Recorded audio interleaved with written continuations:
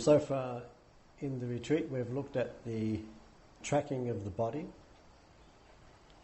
and yesterday we moved on to Vedana, feeling.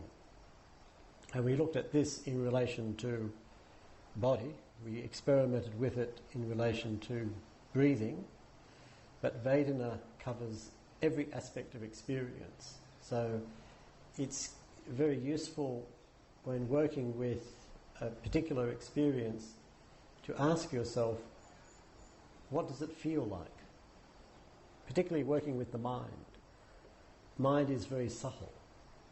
So how do you make the mind, the state of mind, a meditation object? It always helps to ask a question about it, about the state of mind, that directs awareness automatically to the mind. And a good question to begin with is, what does it feel like?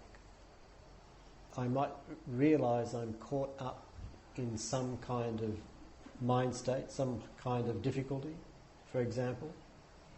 And the first question I might ask is, what does this feel like? And I don't need to get an answer in words, but just asking the question directs my awareness to the Vedana of that mind state.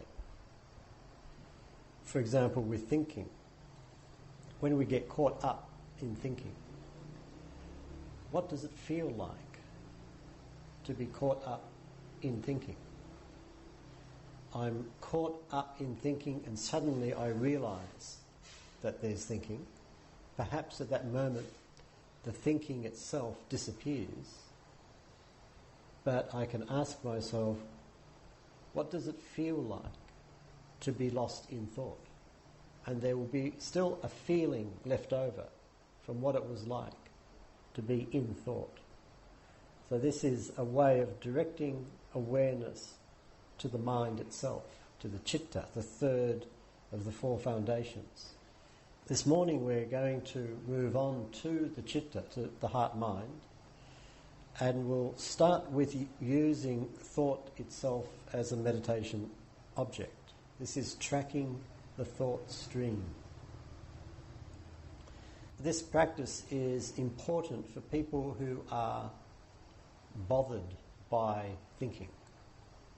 If you have a mind that won't shut up, if you have a mind that won't let you meditate because it won't stop thinking, then this means using the language we've been using before. We have primary object, secondary object.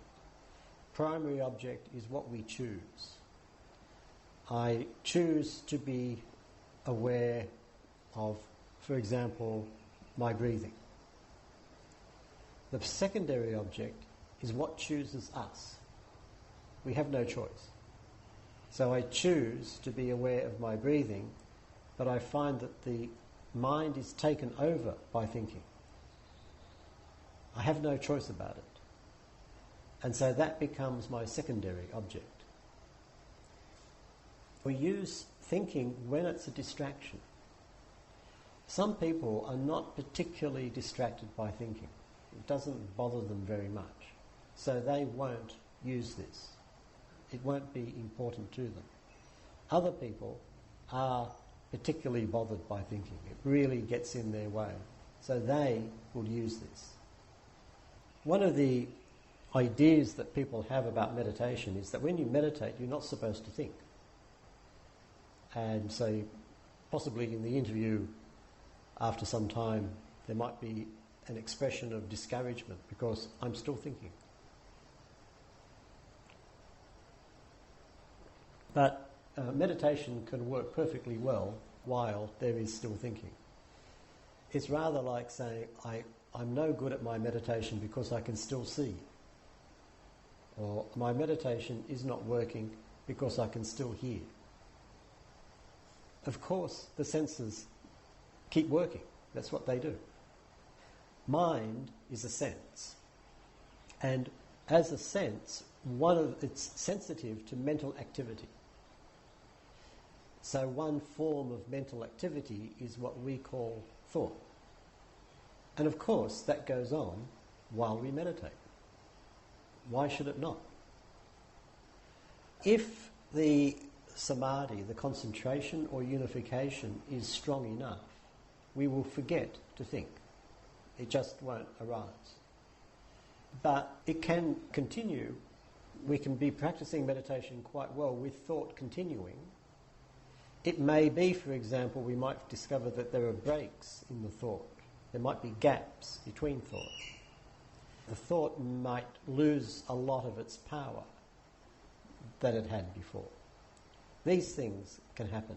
But the thinking itself may well continue. It's not a big deal. What's important is that we stay with the meditation object.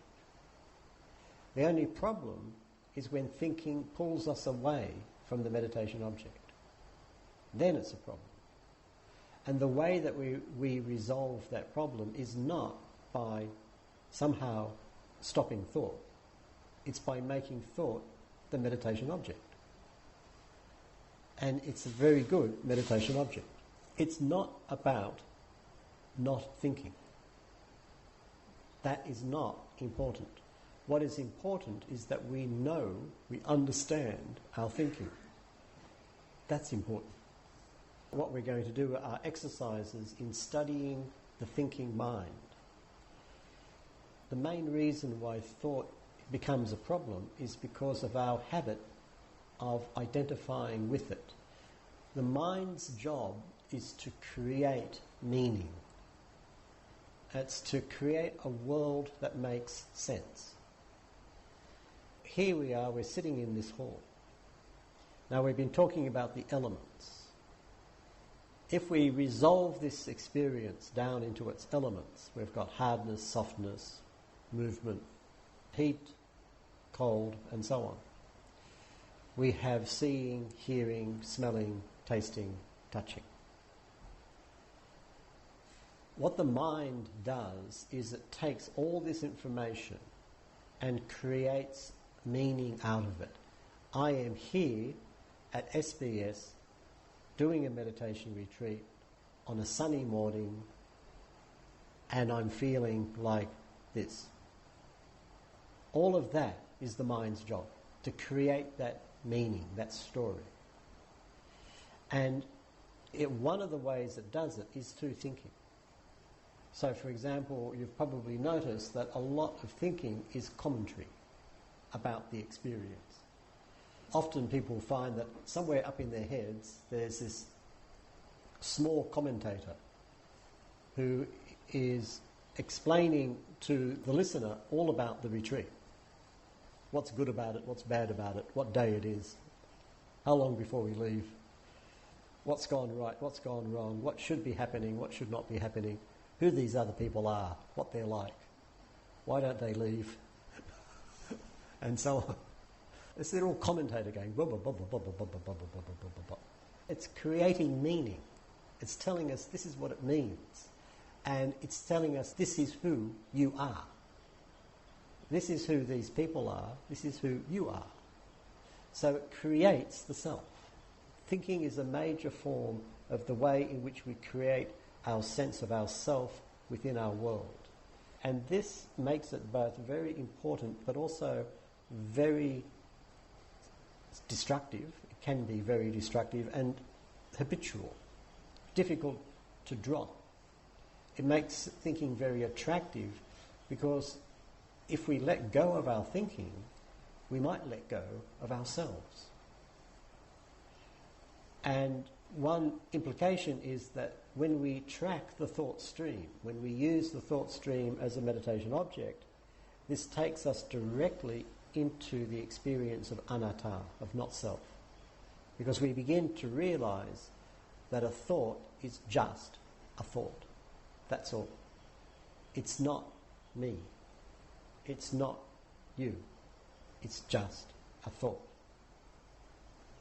Full stop. It can be a very powerful practice.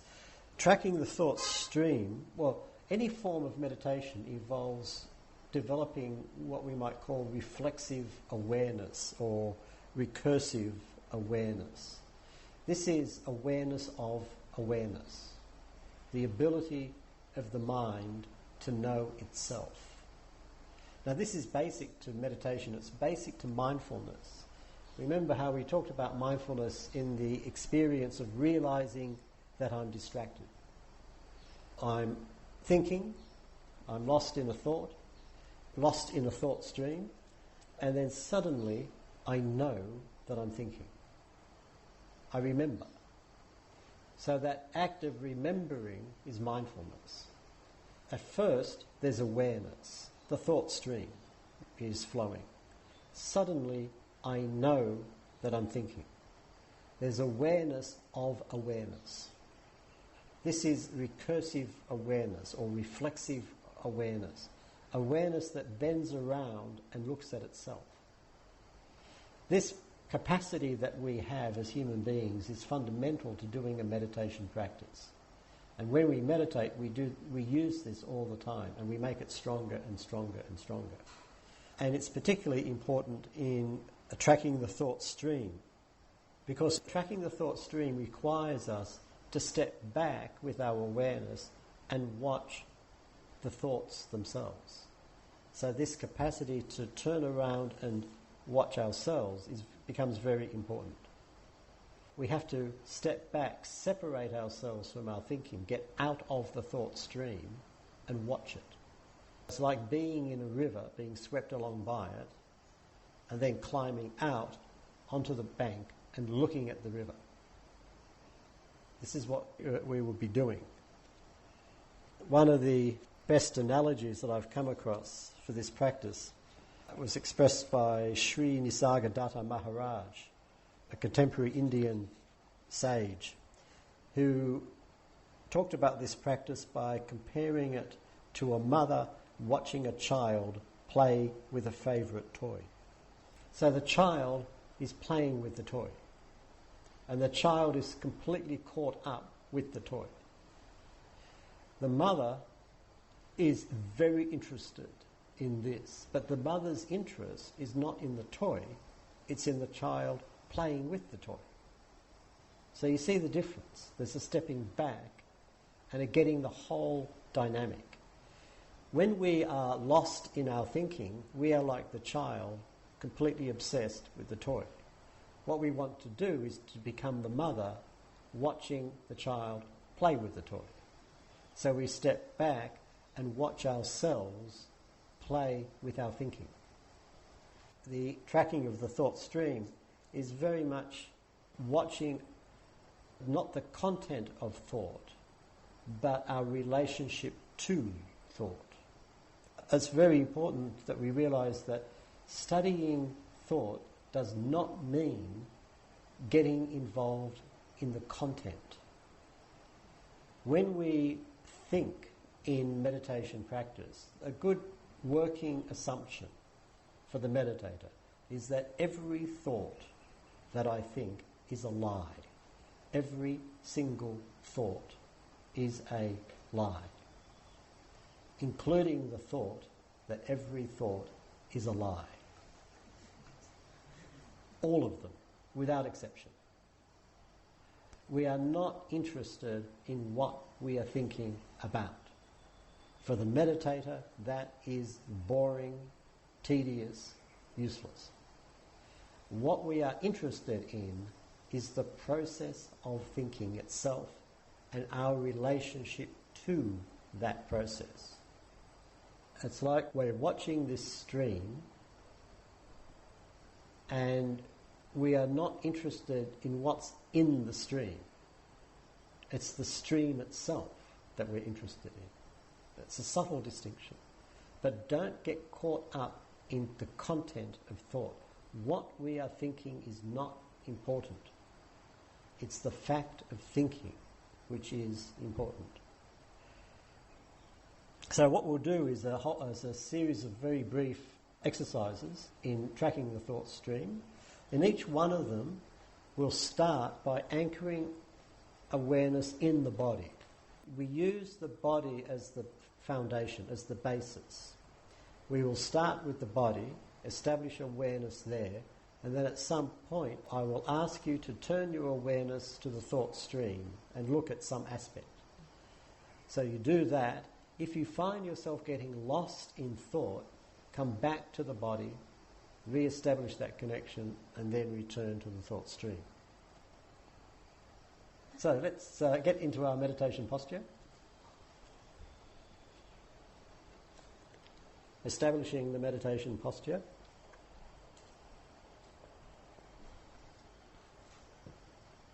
Constructing it from the ground up.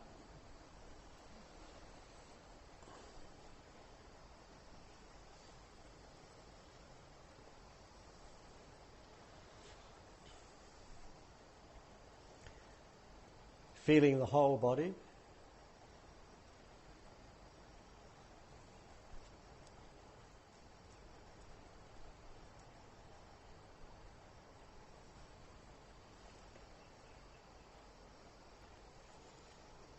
And from there, settling into your normal meditation object.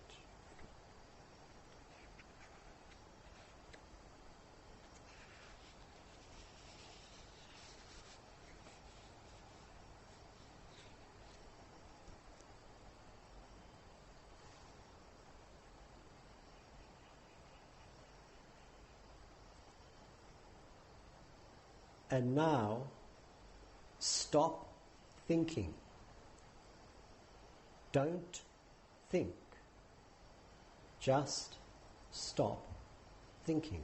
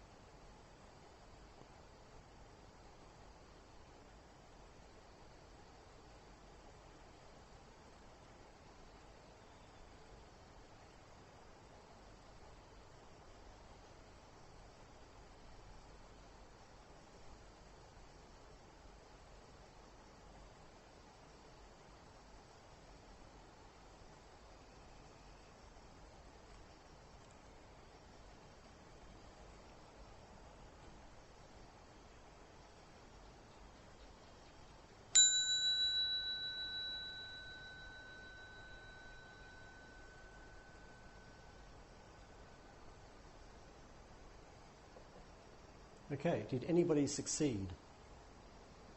We had about a minute. You stop because you're concentrating on the breathing, but it's at the back of your mind ready to come out. So you stopped because you're concentrating on the breathing. So you're able to stop it by concentrating on something, but it's at the back of the mind ready to pounce at any moment. Boom. So maybe you wouldn't be able to stop for very long. The pressure might build up. Did you stopped? No problem?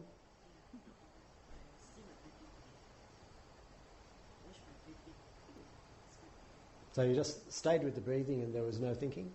Yeah? Anyone else? Yeah? Success?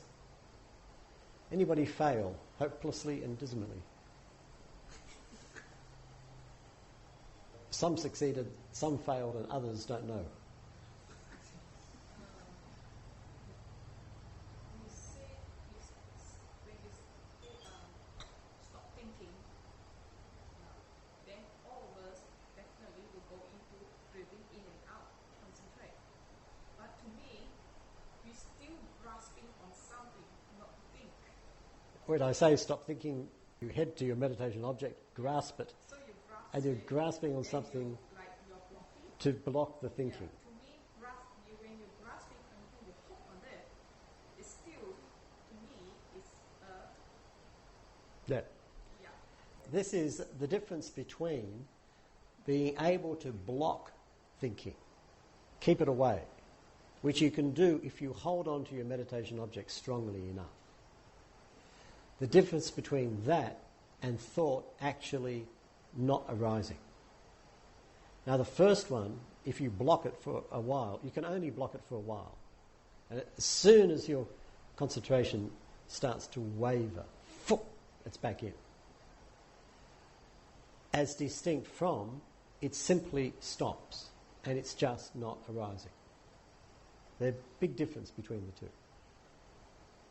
The interesting issue here is, why is it difficult, if not impossible, to stop thinking?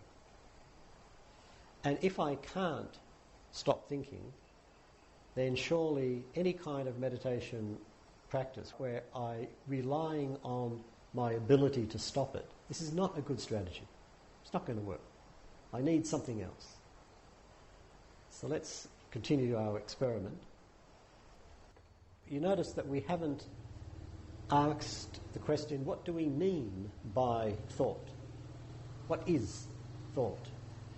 This exercise, we're going to examine that. We're going to ask the question, how do I know that I'm thinking?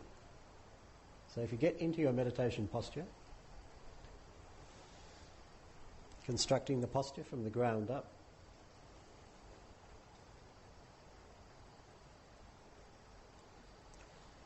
settling awareness into the body,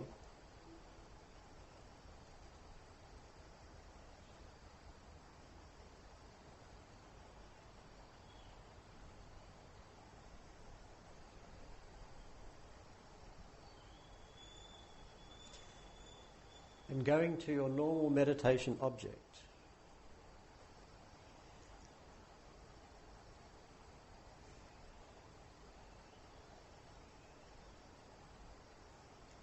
And from there,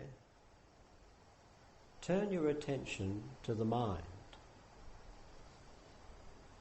Are you thinking?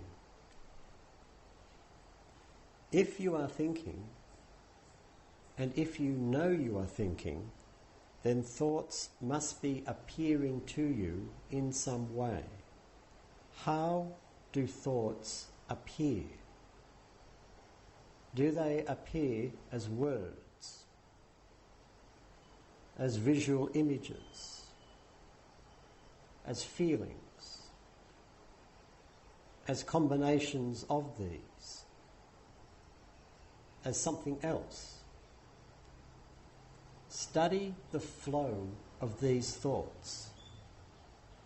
Don't focus on their content, on what they are about, but on their appearance, how they appear to you. How do thoughts appear?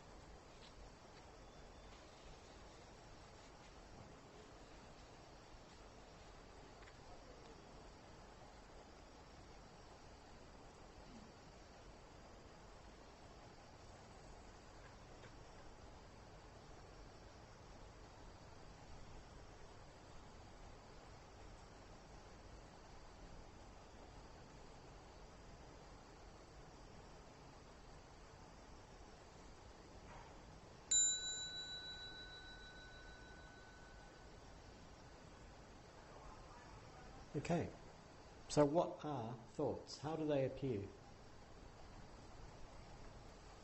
It's funny that when you hear the bird singing, you won't have a thought.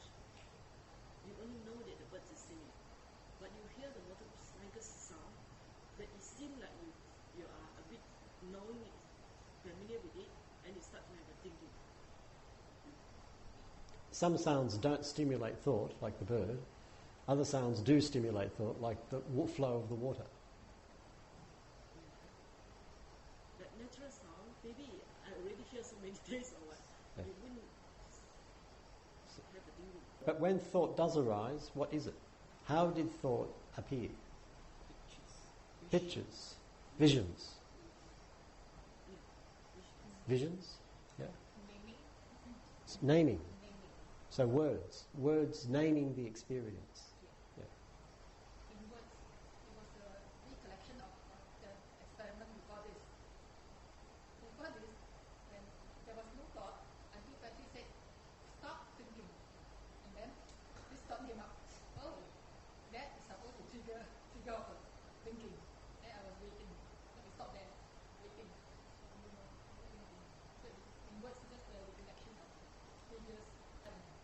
So in words, and in this case you were recollecting the previous exercise when you were sitting there calmly not thinking, and then I said stop thinking, and you immediately started to think about not thinking until you gave up thinking about it. Anybody think in feelings? Yeah? Predominantly, would you say? In this past minute? Mixture.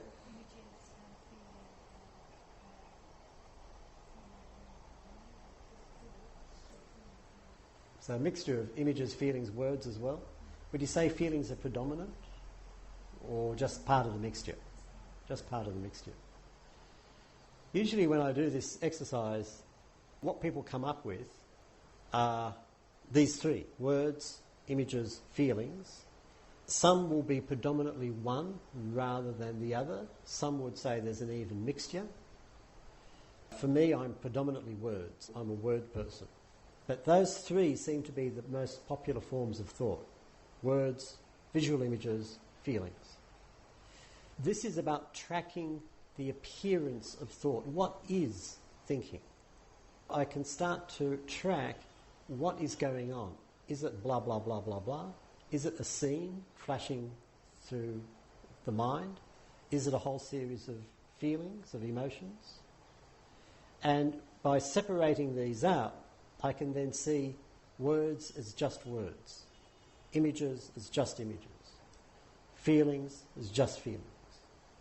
So I'm starting to deconstruct the thought stream by looking at it the way that it appears, rather than getting caught up in what it's about, the content. Is this making sense? Shall we try another experiment? Yeah.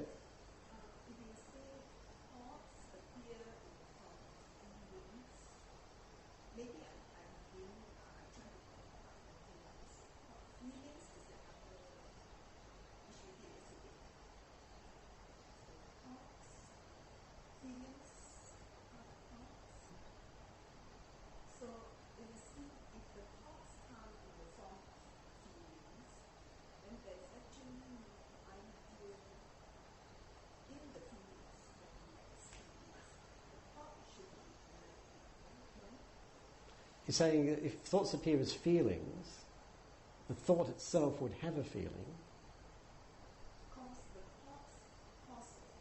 The thoughts cause the feeling. Therefore, there should be, if there's feeling, there should be something else as well. Yeah.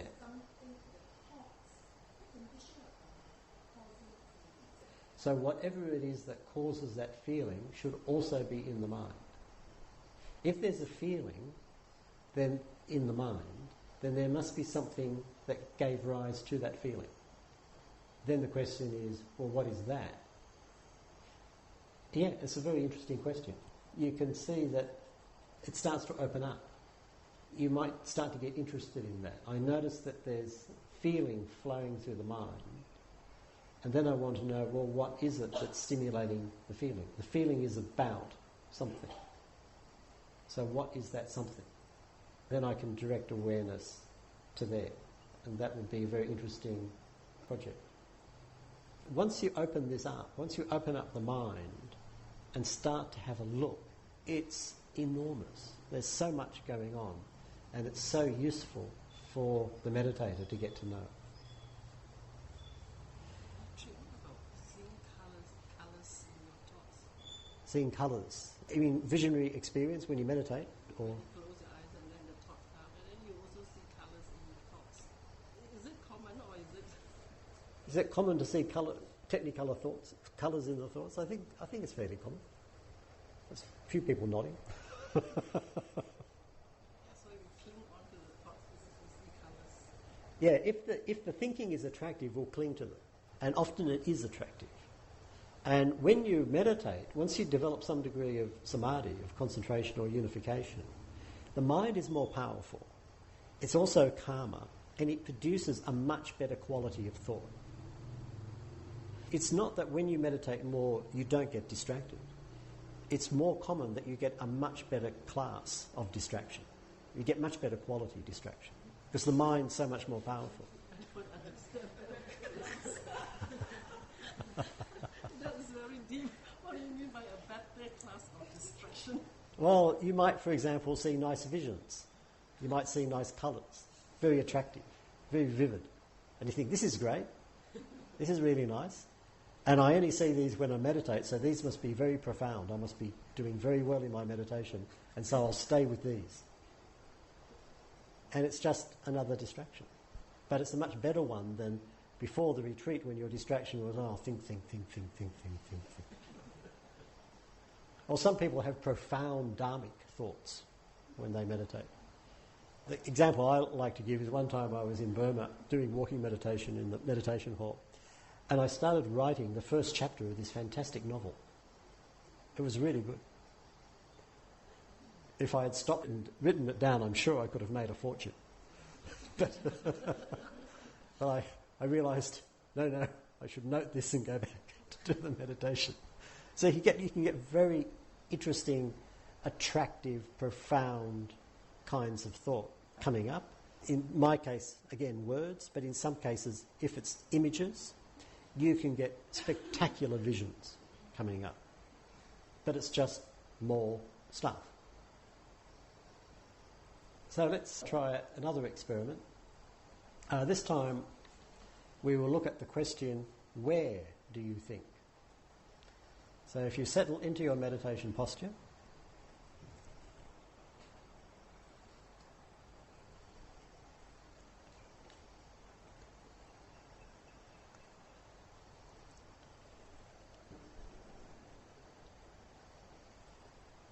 and settling into your normal meditation object.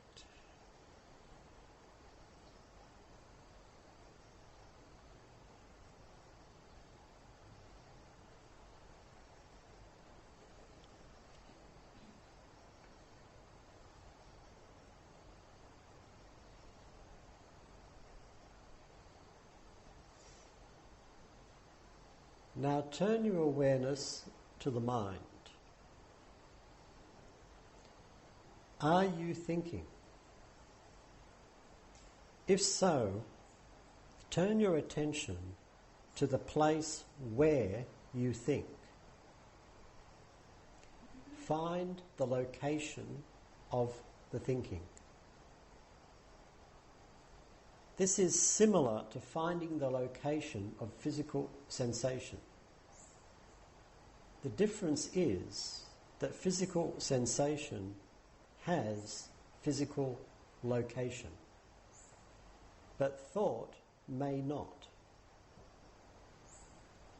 People usually experience their thinking in the general area of the head, and it may be useful to begin there, but don't take anything for granted. Where do you think? Is there a specific location?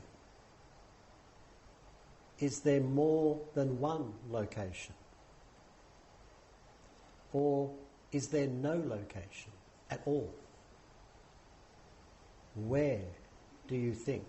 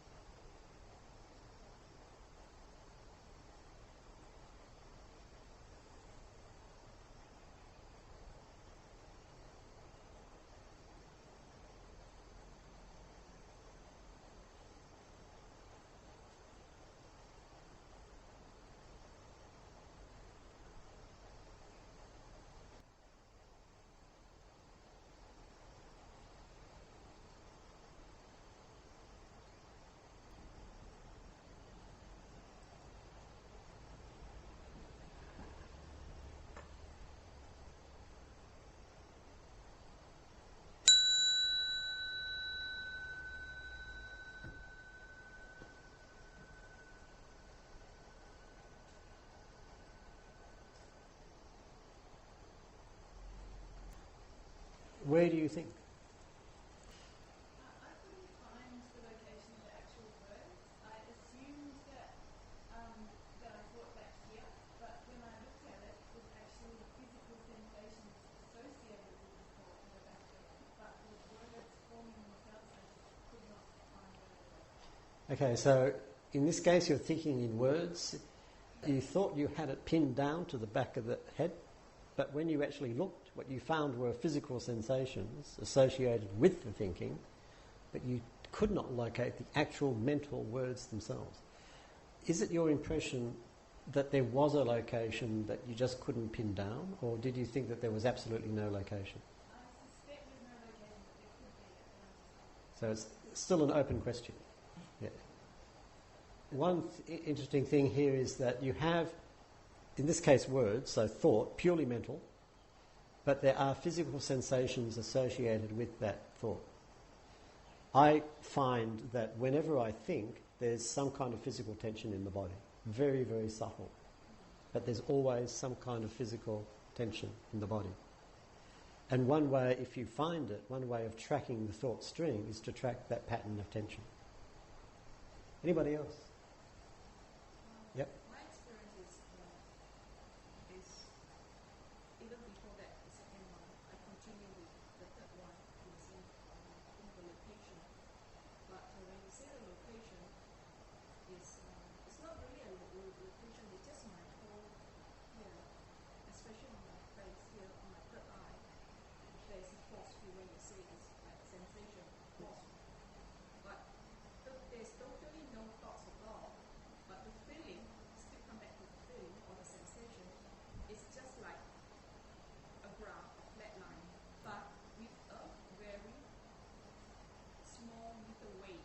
I only can draw it in that sense if you want to describe what's new feeling or sensations. That it could be flat line, because a flat line, you're dead, you mean you're no more thinking. Yeah? It's just a flat line, it's so tranquility that there's no thoughts at all. And then no name.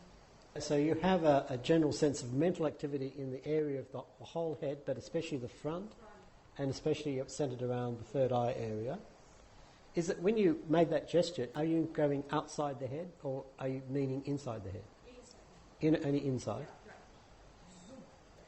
So you weren't thinking in the normal, conventional sense of the word, but you did detect a kind of ongoing buzz of mental activity. There's some kind of mental activity going on which is not what we were previously talking about as thought.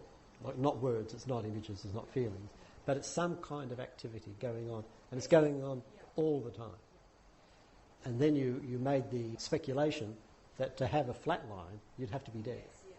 Because I have to explain to something, so I have to speculate. We could take that as speculation because we're not dead. Yeah. The point raised here, of course, is the very fact of mental activity itself. Mind is incredibly energetic. If we're young and vigorous, we might think of the body as energetic. It's got nothing on the mind, on the energy, the pure power of the mind. So when we start to tune into mind itself, one of the things we find is its energy, its activity, and that mind is ceaselessly active. Now this activity may come out in the form of thought in the conventional sense, or it may simply be surging around in some other sense. In my experience, one of the reasons why the mind is so determined to think is it's got so much energy, it has to do something. So it will, if there's nothing else to do, it'll just create thought. But when you drop beneath that level, what you find is this energy field.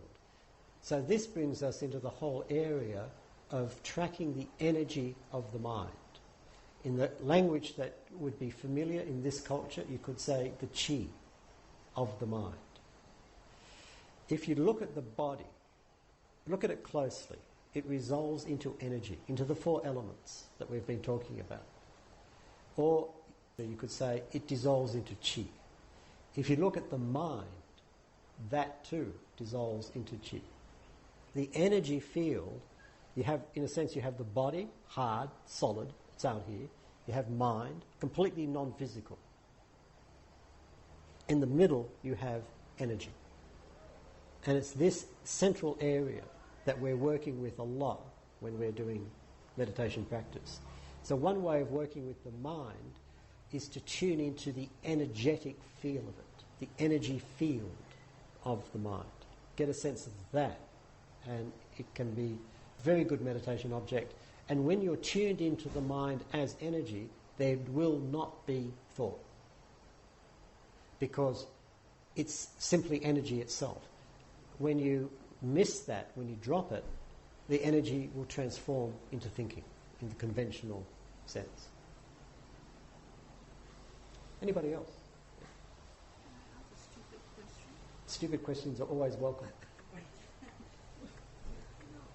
This thing, are we fixated with the mind being here? We are fixated with the mind being here. Why on earth? It's energy. Yeah, If it is energy, it can be anywhere. it can be anywhere, absolutely. It can be in my foot. Could be. But again, let's not speculate. Let's find it in the foot. The job of the meditator That's why I say when I listen, is to find it. when we listen, when there's a sound, when we're meditating, the shift is almost like nanosecond to the ear. It gets it, and then it says sound. And then I don't even know whether it's coming right up here, going through somewhere, and the words form sound.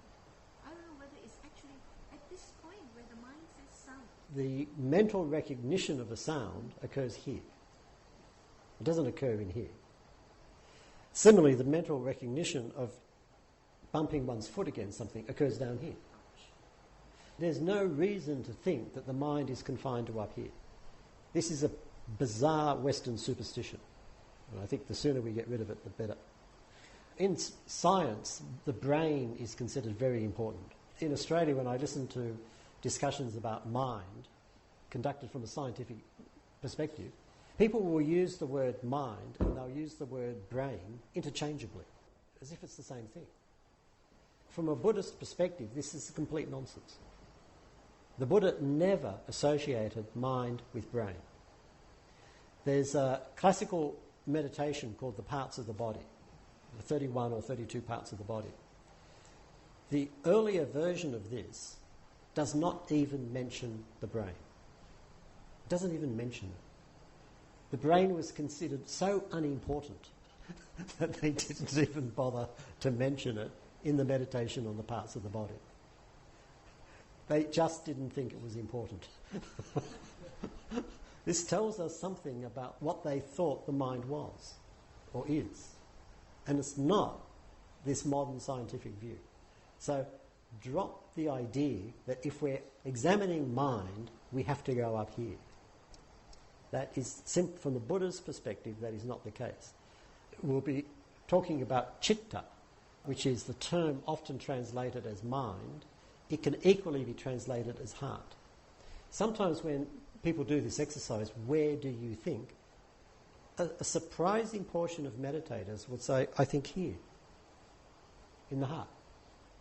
And it goes up into here. But this is where I think. It's quite interesting.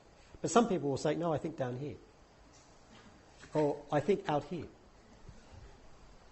In indigenous Australian culture, I heard that Aborigines were horrified when they discovered that Europeans think that they think in their heads. Because to them, it's obvious that you think in the landscape. Thought is located out there. Never take anything for granted, but really watch what's going on. Okay, we're running out of time, and I'm running out of recorder battery. So we'll draw to a close, but I hope what this hour has taught us is, first of all, you don't have to be a victim of thought. Many meditators think that they are victims of thought. Thought is what prevents me from meditating. This is complete nonsense. If thought is getting in the way of your meditation, then make it a meditation object. It is a very, very good meditation object. It is very rich. You can never get to the end of it. There's a tremendous amount of insight to be gained from it.